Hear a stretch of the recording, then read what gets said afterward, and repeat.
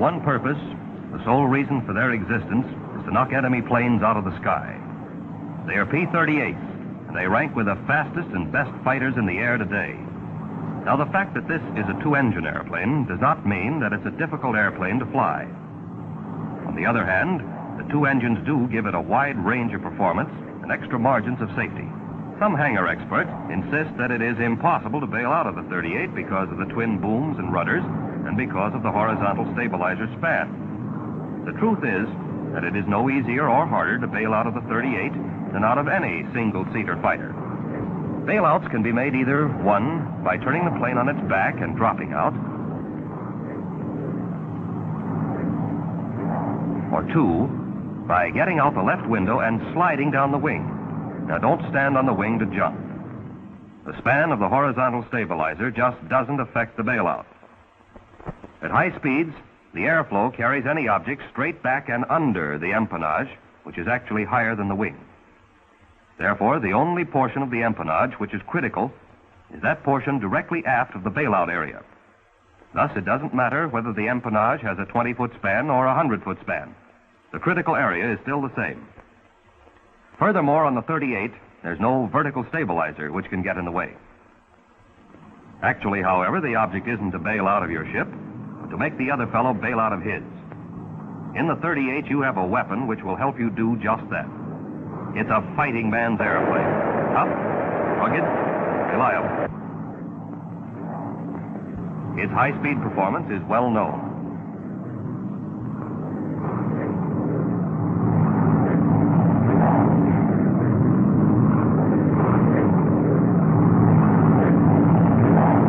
But its control at low speeds is equally spectacular from the point of view of performance. Presented herewith is a new type of airplane, a primary trainer escort, under absolute control at 90 miles an hour indicated. Now, watch its acceleration.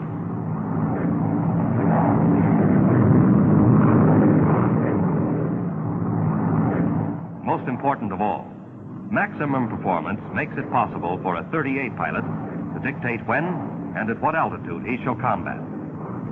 But to achieve that maximum performance, it is first necessary to understand normal and emergency operations. What we're about to see won't give us any laughs or thrills, but in the thick of battle when the going is tough, might mean the difference between victory or defeat, life or death. Among other things, we'll see what to do for normal routine precautions. For single-engine flight, landing, and single-engine failure on takeoff. How to handle one or both propellers inoperative or so-called running wild. We will check on use of landing gear and flap emergency extension systems. All of these will be seen for the purpose of achieving the true objective of the airplane, maximum performance in combat. And the men best qualified to demonstrate these operations are the men who know the 38 best. Men who have flown them the most, production pilots. Charlie Brannan, Tom Kennedy, Jimmy Mattern, Avery Black. The pilot who's flown more 38s than any other man is going to take it up from here. He's the chief engineering test pilot, Milo Burcham. We're not going to try to teach you how to fly. You've all had good training in other ships. We're simply going to show you how we handle a 38, hoping to increase your knowledge and skill, and in that way, add to the effectiveness of the ship and to your own safety. There are certain routine precautions which apply to every condition on every flight. So let's take a look at those right off the bat. Before takeoff, the hatch must always be securely latched.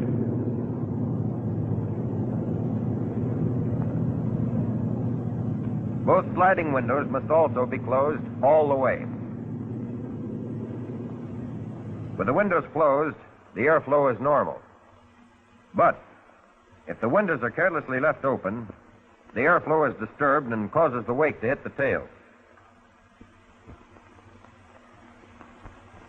On airplanes equipped with external tanks, it is essential to be able to drop the tanks immediately in case of engine failure on takeoff. Therefore, before starting, The drop tank switch is placed in the safe position, and the drop tank selectors are placed on, so that in an emergency we can lose the tanks by simply punching the drop tank release button. When the full fuel load is carried, takeoffs are always on the front tanks. Normally, we use no flaps. Later, we will check on conditions where flaps are used. But at all times, maximum allowable manifold pressure is used. Once in position at the head of the line, and after run-up and mag check, propellers are checked in the automatic position. By trying the governors, we make certain that they're really governing.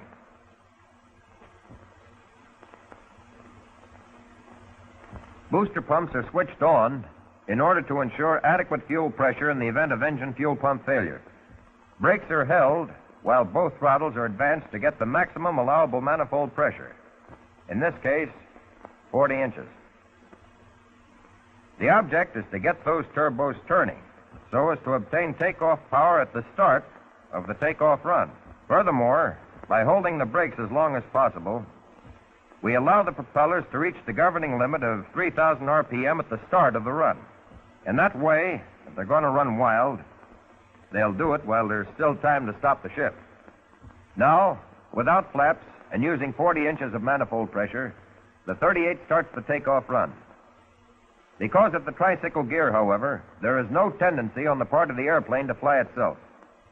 Therefore, at about 70 miles an hour, we start to ease back on the stick. At 90 to 100 indicated, after a run of 15 to 1,800 feet, we pull back to break ground. At this point, in spite of the lack of a feeling of lightness, the airplane responds immediately and easily. Gear is upped as soon as the ship is committed to flight.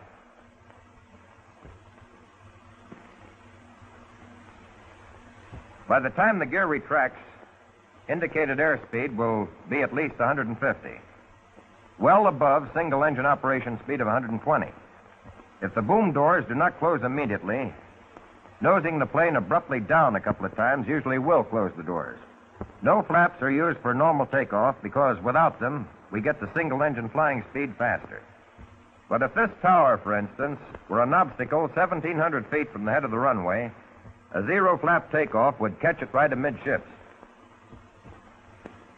With 50% flaps under exactly the same conditions, the airplane easily clears the tower.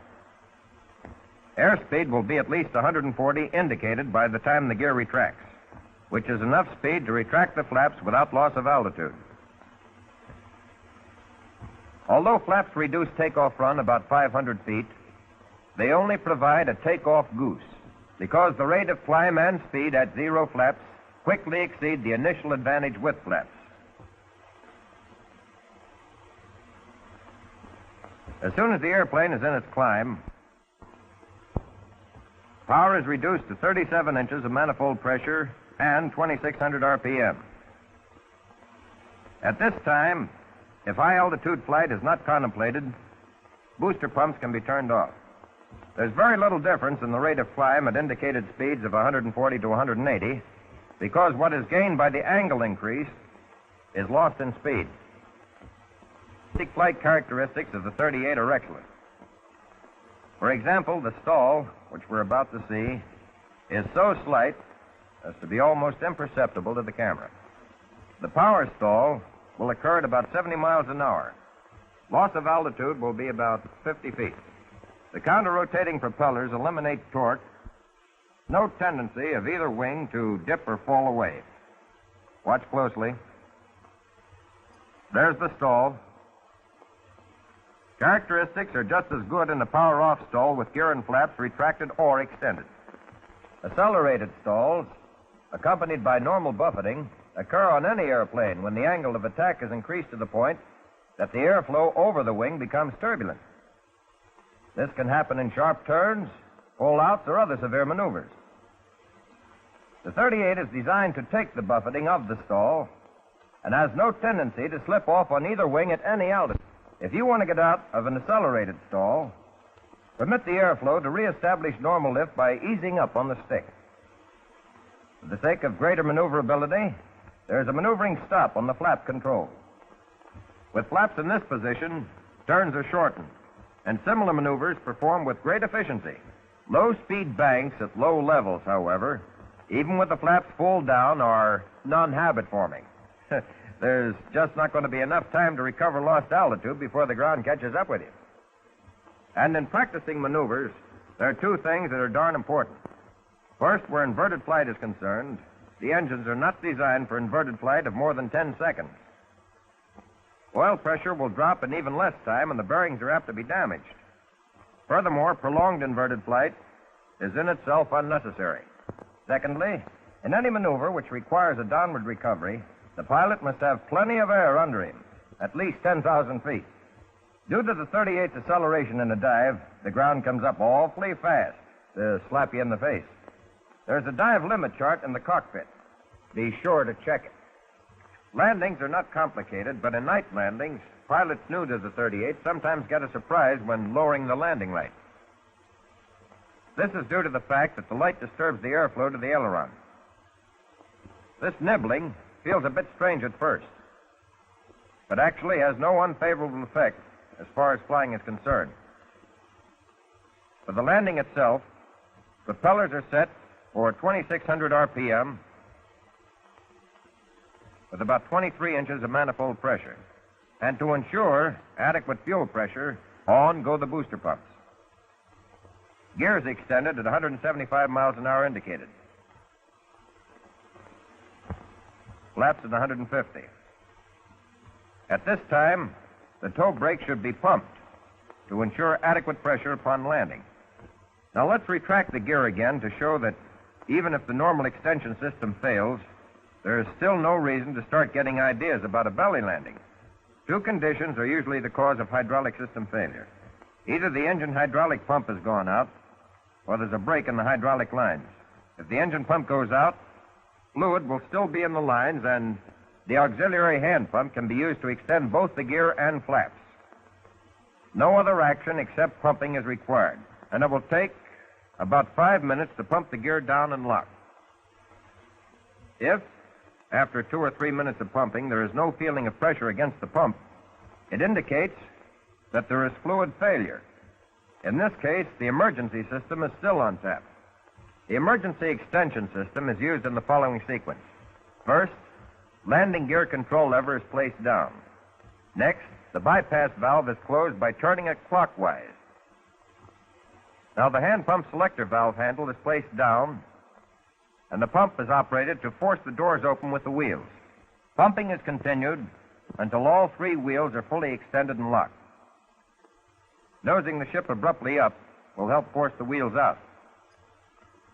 While pumping, the selector valve handle should be checked down to make sure it hasn't moved out of position. Flaps can also be extended by the hand pump. To do this, the flap control handle is placed down. Then the selector valve handle is set to up, and the pump operated till the flaps are extended the desired amount. If for any reason the flaps will not extend, the airplane lands well enough without them.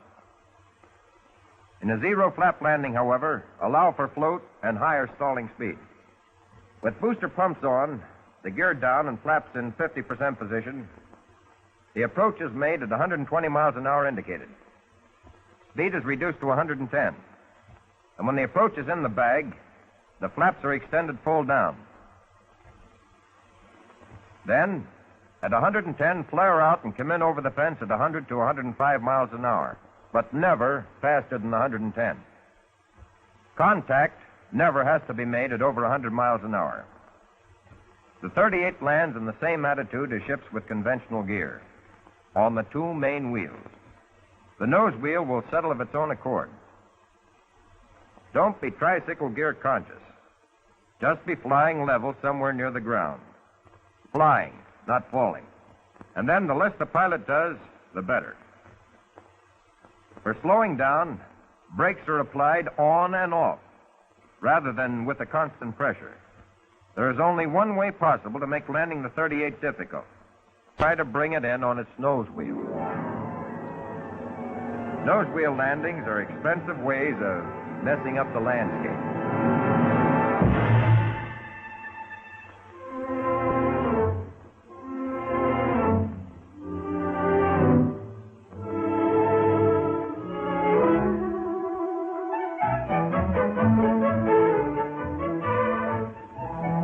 And sometime or other, everybody feels a little sorry for pilots just starting to fly single-seat fighters.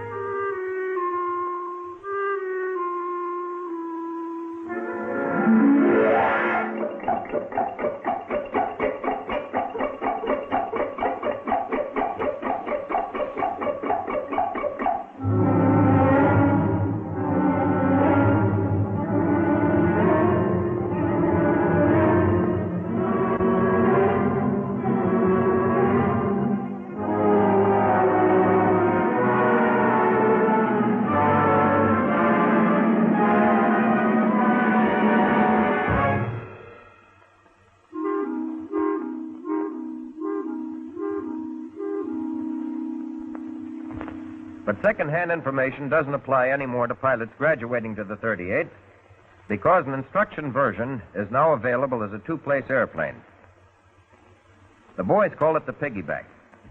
Now a new pilot can ride in back of the instructor and have any procedure cleared up for him in flight.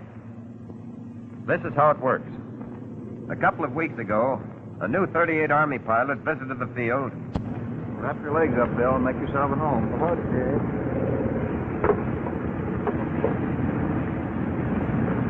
This being a passenger is a good deal. I feel like a colonel already. The last guy thought he was a general. Well, all kidding aside, Milo, I hope you don't think me a dope if I ask a lot of fool questions. Know a better way of finding something out? Well, no, but... Well, then ask away. Okay. Well, I did have a couple of question marks about the propellers running wild. Not that I don't understand perfectly, but, well, you know, it just isn't quite clear. Well, there's nothing serious about propellers running wild. No? It usually simply means that they're caught in full high RPM. And as a result, the engines are overspeeding. This can happen due to a shortened electrical system or the switches being left in manual instead of automatic. Or maybe the circuit breaker switches are out at the start. But no matter what causes propeller over-revving, retarding the throttles will bring them under control and still leave enough power to at least circle the field and land.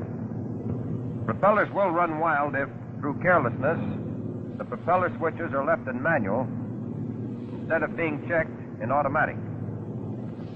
In this case, RPMs will be reduced by simply throwing the switches where they belong, in automatic. On late versions of the 38, warning lights go on when there's a short in the circuit. If a short occurs, the circuit breakers overheat and jump up. When they do, push the circuit breakers down. They'll have to be held down for about 15 seconds. Otherwise, the heat will just make them jump right back. I gotcha. If we don't let them cool off, we'll pop right back up again. Can we simulate this in flight? When we get in the air, you'll see that holding the circuit breakers down for 15 seconds has disadvantages. But now we're ready for the takeoff check. Propellers in automatic, governing check. Booster pumps on, toe brakes held, throttles advanced to get maximum allowable manifold pressure.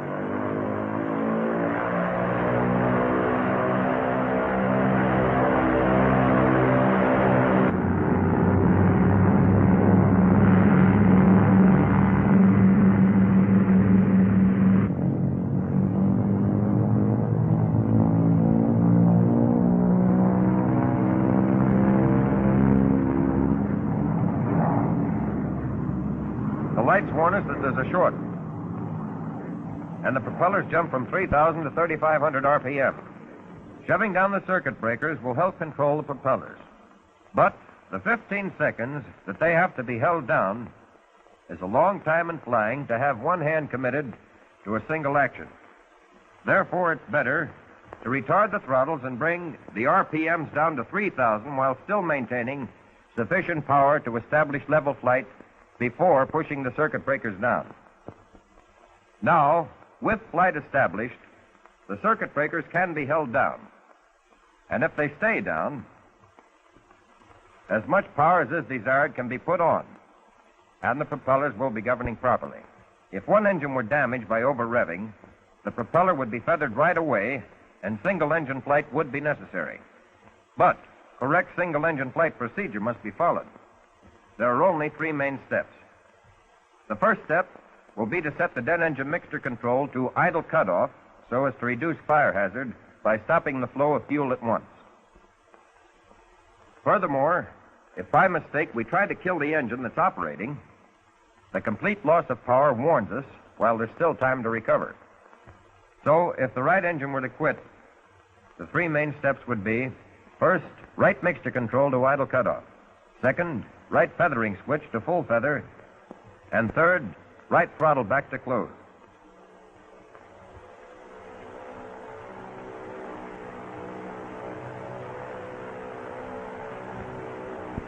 That's all there is to getting set for single-engine flight. If the flight is going to be for any duration, though, there are 5 more simple operations which are mainly precautionary and intended to reduce drag. Turn the right booster pump off, trim the rudder tab, close the right tank selector valve, close the right press tone shutter, and close the right oil cooler flap. Now, that's one of the handy features of the 38. If one engine fails, there's still a mighty fine single-engine ship under us. There's no difference in flight technique with either engine. But for demonstration, we like to fly on the left engine and keep the generator going, rather than use the right engine and run on the battery. What we've just checked over have been the emergency procedures for single-engine failure. But for practicing single-engine operation and maneuvers, slightly different procedures are followed so that, if necessary, the simulated dead engine can be brought back into operation quickly.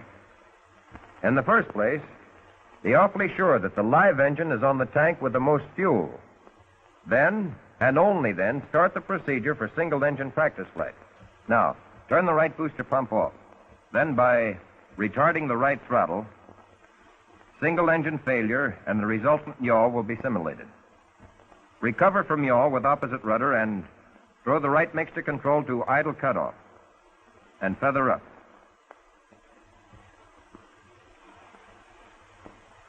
After the engine is stopped, trim the rudder tab and fare the right press stone shutter and right oil cooler flap.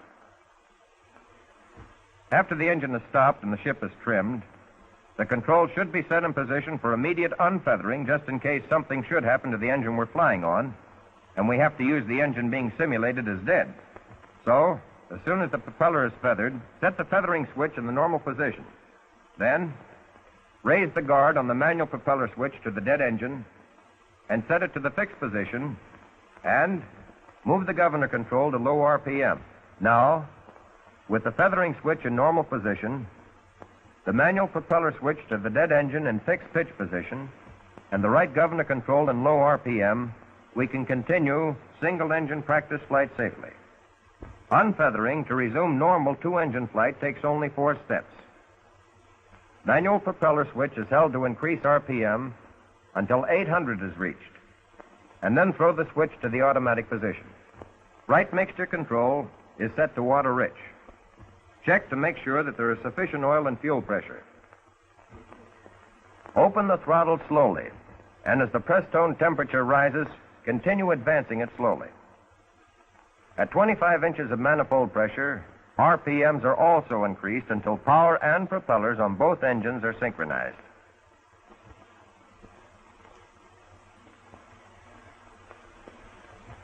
In unfeathering, we have to advance the throttle slowly because the dead engine is cooled off, and sudden application of power would be apt to result in serious backfiring.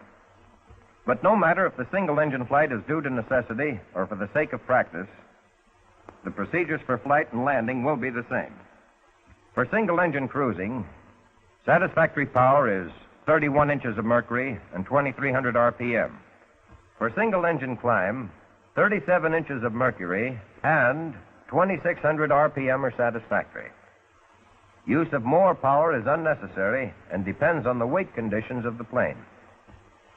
At an altitude of 20,000 feet, the 38 on one 1,150 horsepower engine can hit 205 miles an hour indicated airspeed.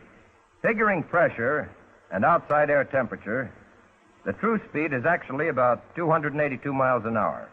Loss of range in flying on one engine is about 20%. In cases of prolonged single-engine flight, fuel will have to be drawn from the tanks of the dead engine. Now, Bill, you reach over to do this. First, turn the selector to the tank which is to supply fuel. Then set the cross-feed valve switch to cross-feed position and turn the other selector off. The single-engine maneuvers we're about to go through are to show the flexibility of the ship and are recommended only for combat emergency. A single-engine aileron roll is simple enough. But the engine design, as we know, doesn't allow inverted flight of more than 10 seconds due to the loss of oil pressure. The single-engine stall characteristics are at least the equal of most single-engine planes.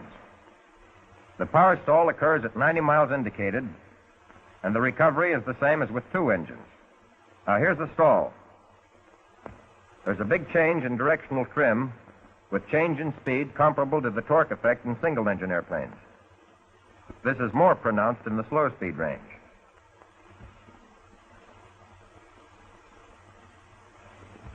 At high speed, the trim approaches the normal for twin-engine operation. And now, while we're heading back for a landing, there's one important thing to keep in mind. Never count on a two-engine plane maintaining altitude on one engine with both the gear and flaps pulled down. The landing approach is made at 2,600 RPM with 20 inches of manifold pressure. At about 160, gear is let down. Cab control will be set at 0 because there's very little torque with low power. At 135 miles an hour, flaps are extended 50%. Power and speed are decreased in the approach pattern, but 120 is maintained throughout the approach. Once full flaps are extended, the landing must be made. There is no choice in the matter. So only extend flaps 100% when you see it's in the bag.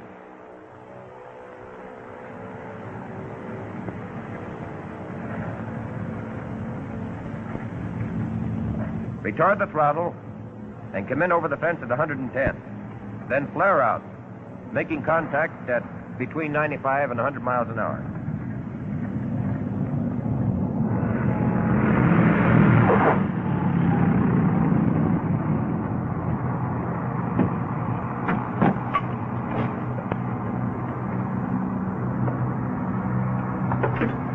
Boy, if I'd known how easy that baby flies on one engine, I'd never bothered.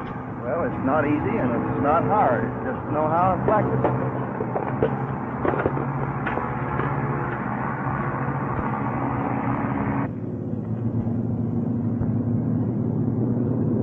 Here, Bill, this will give you some idea of what I mean.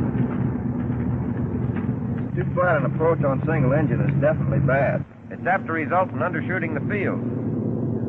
The high approach can be made by diving down and leveling off short of the field. But the recommended approach has been found to be the easiest as well as the safest. It's okay to use some power to actually contact the ground. Uh-huh. Hey, one engine's quit. You still got another engine.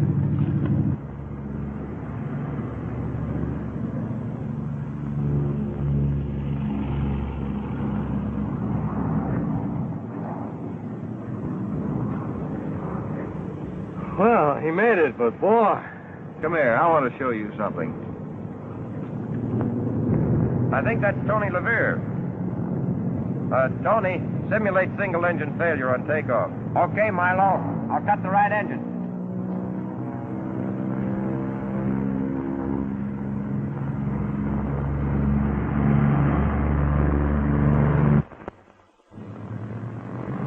The right engine will quit at 120. Power is reduced and hard left rudder to check yaw. Power increased. Drop tank release button punch to drop the tank. Right mix to control off. Full feather right propeller. Right throttle off. The other procedures are carried out while level flight is maintained until 140 miles an hour. And now he climbs to a safe altitude.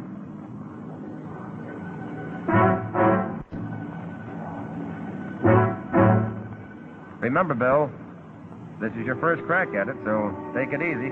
Okay.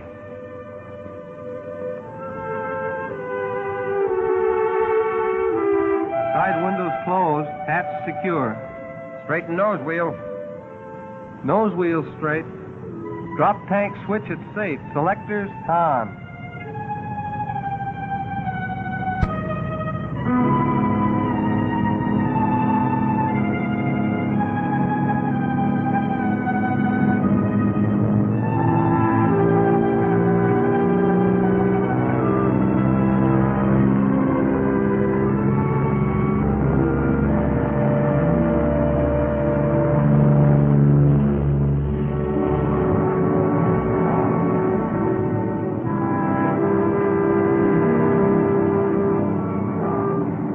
Ready for single engine practice flight on left engine. Make sure that you be on the tank with the most fuel. Switching from front to rear main. Right booster pump off and set to cut throttle. Go to it. Right throttle off, hard left rudder to check yaw. Mixture control to idle cutoff. Right propeller feathered up.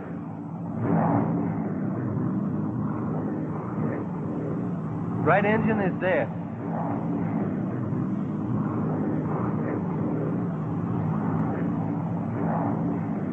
Trimming rudder tab. Closing right press-stone shutter and right oil cooler flap. How's about setting the controls for unfeathering? Uh-oh. Feathering switch in normal position. Manual propeller switch in fixed position. Right governor control in low RPM. All set and smooth as silk. Nice going. Now circle for landing.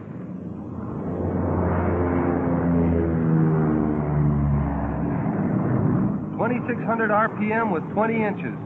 Tap control set at 0. Gear down at 160.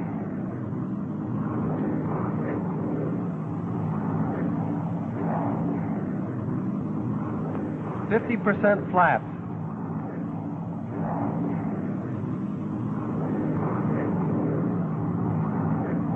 It's in the bag.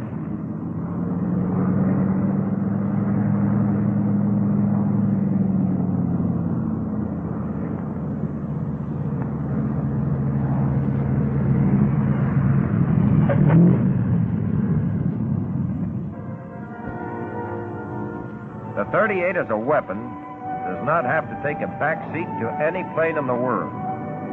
It's a man's airplane, effective and versatile. But remember that it is an airplane, and don't lose respect for it. Learn to take advantage of its strong features, both of safety and attack. The skies belong to you.